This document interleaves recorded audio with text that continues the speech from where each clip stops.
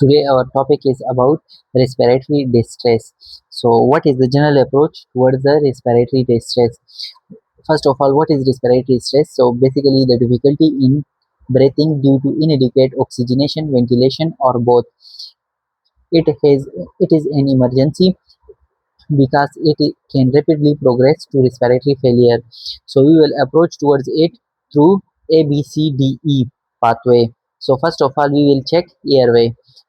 In airway, we will ask from the patient, is the airway vacant? Can the patient speak full sentence? Is there any stridor? Is there any gurgle? Is there any foreign body? Is there any vomitus? Or is there any facial trauma? How will we manage this airway? So we will suction through suction secretion, through chin lift or jaw thrust, through oropharyngeal or nasopharyngeal airway if needed, and in the last we will intubate if the airway is threatened. In ABCD pathway, our uh, checking second we will check about the breathing. We will assess. In assessment, first of all we will do inspection. In inspection we will check respiratory rate, use of accessory muscles, nasal flarings, chest expansion, cyanosis, and trachea deviation. Then we will palpate the chest expansion, we will palpate the chest trachea position, and will check for tactile fremitus. Now in assessment come towards the percussion of the chest. If the chest is hyperresonance, so then there will be chance of pneumothorax. If the chest percussion is dull, so then there will be pleural effusion. Then check for auscultation. If there is wheeze, so then it will be asthma or COPD. If there are crackles, so it will denote pneumonia or pulmonary edema. If there is absent breath sounds, then it will be in the pneumothorax, or if there is bronchial breathing, so this will be in the consolidation of lungs. Then we have covered A, B, come towards the C. C is for circulation. In circulation, we will check blood pressure, heart rate, peripheral perfusion, jugular venous pressure, and capillary refill. Then we will insert two IV cannulas and we will take blood for CBC, electrolytes, renal function, blood glucose, ABGs, and blood culture. After the C from D, we will check for any disability. In disability, we will assess GCS, ABPU score, number third blood glucose, and any signs of carbon dioxide narcosis. Then for exposure, E from exposure, so we will look for any trauma, rash, edema, surgical scar, or fever. After the step 1 in which we checked A, B, C, D, E for the respiratory distress, now we will come towards the step 2.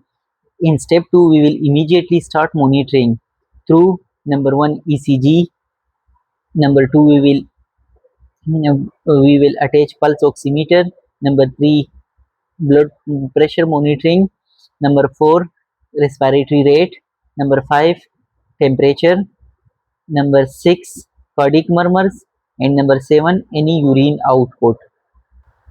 After monitoring, we will come towards our step 3. In step 3, we will target our saturation. In normal patients, the target saturation will be 94 to 98%.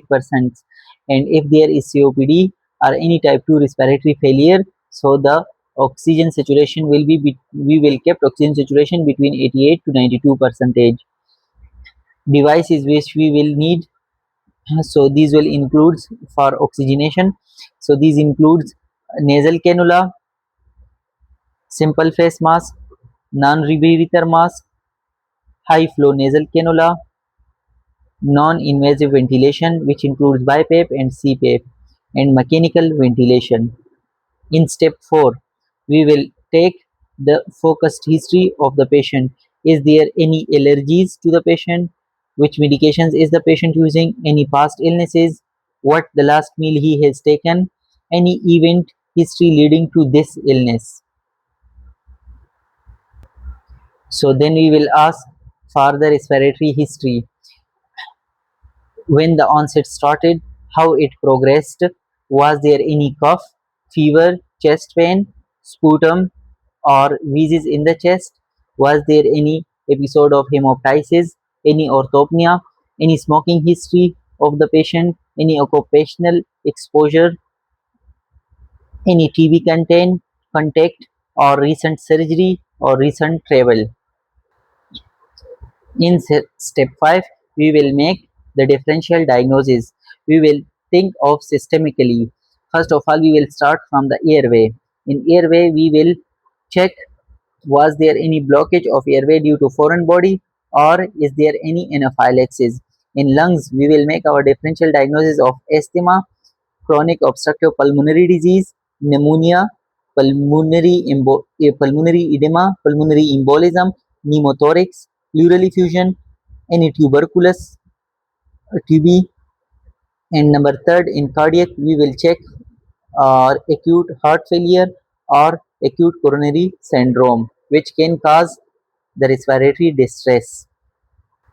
Number four, the respiratory distress differential diagnosis can be included in the metabolic diseases also, which are diabetic ketoacidosis, metabolic acidosis, or any sepsis. In neurological diseases which causes the respiratory distress includes the stroke, Guillain-Barré syndrome, and myasthenia gravis. So, as in step 1, we check for ABCDE protocol. Then step 2, we monitored the pressures. Step 3, we targeted the saturation. In step 4, we focused on the patient history. In step 5, we make the differential diagnosis. And in step 6, we will focus on investigations which are required to make a diagnosis for ourselves. So on bedside, we will do ABGs, ECG, blood glucose level checkup, and peak expiratory flow meter. We will also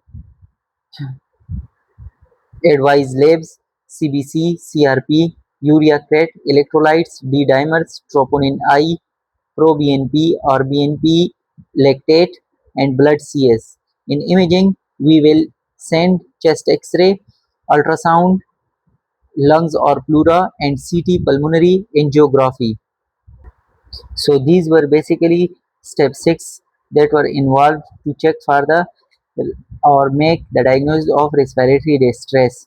So what are the red flags in respiratory distress? When there is silent chest, when the one is unable to speak, or when the respiratory rate is greater than 30 minutes, when the oxygen saturation is less than 90 percentage, when there is low GCS or altered mental status, when there is cyanosis, exhaustion, hypotension, bradycardia, or rising carbon dioxide saturation. So, thank you.